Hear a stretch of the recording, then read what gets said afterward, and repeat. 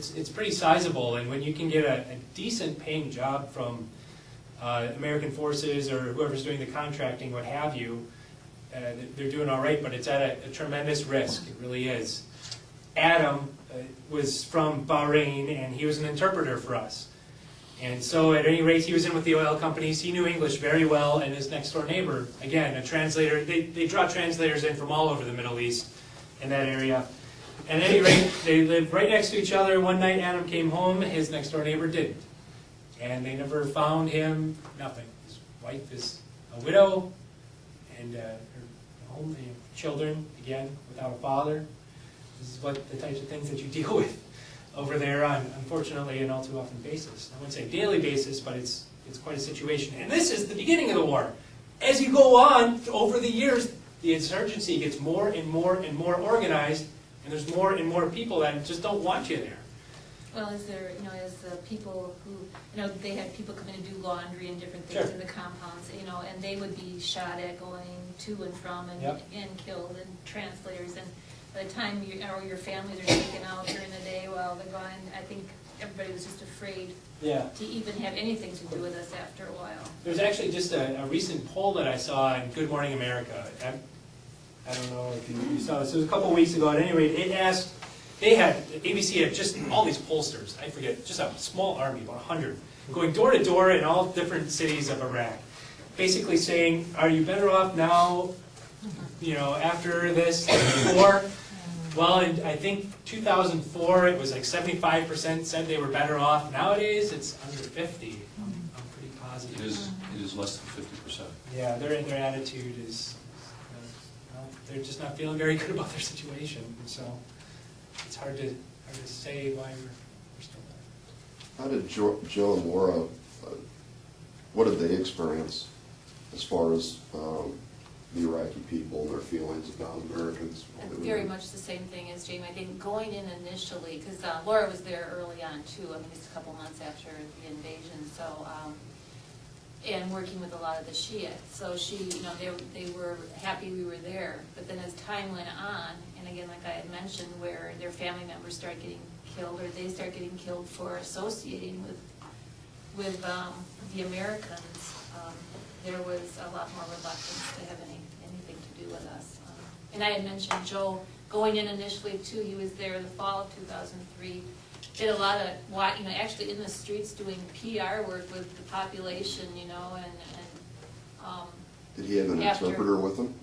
I believe they had a translator, at that point in time. But then it got to the point where they didn't know who to trust anymore. They basically stayed in their compound, went out to do their missions, and came right back in again, and there was no reaching out anymore at that point in time. Jamie, how do you think that serving in Iraq has changed you? This year I went there 23 years old, just turned 23, right? Had my birthday. And I think I came out 40. So at any rate, the experience was positive insofar as I definitely grew up a lot there. And it made me want to change the way things are. And now I'm on my second campaign. At first I ran for state senate unsuccessfully just this past year. Now I'm actually running for county clerk in Manitowoc, and that's looking pretty good. But there's, what is it, the old quote is, my country right or wrong, if right to be kept right, if wrong to be made right. I really believe that second part needs to apply right now. We really need to do something about the policies that are just flawed, so blatantly flawed. And I'm looking out in the crowd, there aren't too many people as young as me, but I just visited a group who's organized around stopping factory farm manure going into rivers, and all of them had gray hair.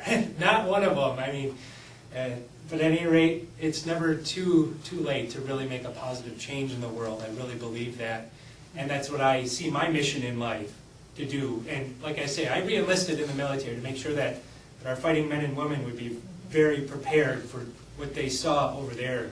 And I believe wholeheartedly in that. And so I've changed. I believe I've grown up a lot and assumed more responsibility. And when you have that kind of experience, what do you do with it? I think that you should pass it on to people so that they can be able to react to those types of situations. Thank you. Mr. and Mrs. Naylor, how do you think serving in Iraq have changed Joe and Laura? I think it's changed their whole family. They'll never be the same kids as when they left. I mean, they saw way too much and experienced way too much. On the other hand, I think like with Jamie, they've used it now, you know, and they've wondered, you know, what is the purpose, or what is the purpose? And I know Dan has talked to them more about that than me, but it is now that they can come back and make a difference in the future, just like Jamie is doing. Joe is working with disabled veterans. Laura is a teacher, but is actually thinking about coming back and working with veterans as well that suffer from post-traumatic stress, or helping women. Sexual assault rate is just unbelievable for the women in the military, and you know, they're dealing with everything the men are in battle, plus the sexual harassment that they're getting a lot of times from their superiors or peers.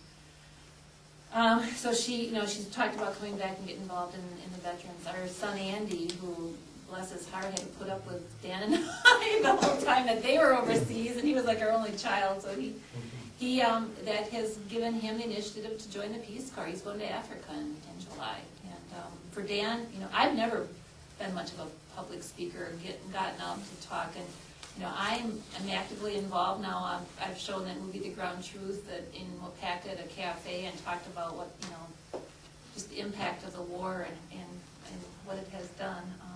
Dan ran for office too, so we all, it has activated us. And I guess if, you know, that's the good side of it, you know, that it has made a difference there. Well, this question isn't on my list, but I'm going to ask it. Jamie and Mr. and Mrs. Naylor, well, Jamie, in your case, do the people you encounter on a regular basis who've never served in the military, do they have any comprehension of what you've seen or what you experienced? No, it's almost strictly a first-hand experience.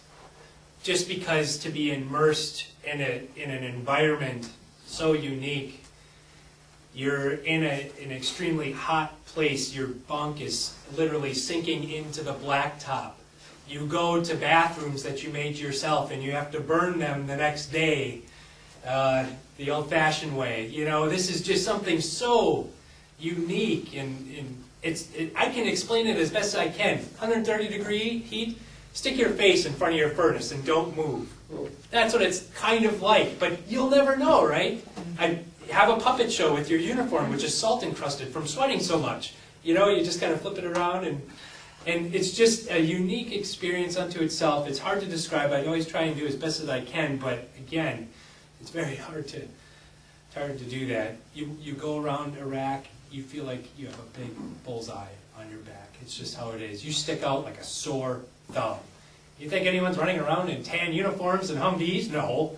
So, you know, it's the way it is on low-level stress until it gets high-level stress and you're under mortar fire and everything else. And it's diving constant. into, and it's even constant. Even when you're sleeping, like Yes. you said, or in your compound. You sleep light. Yeah.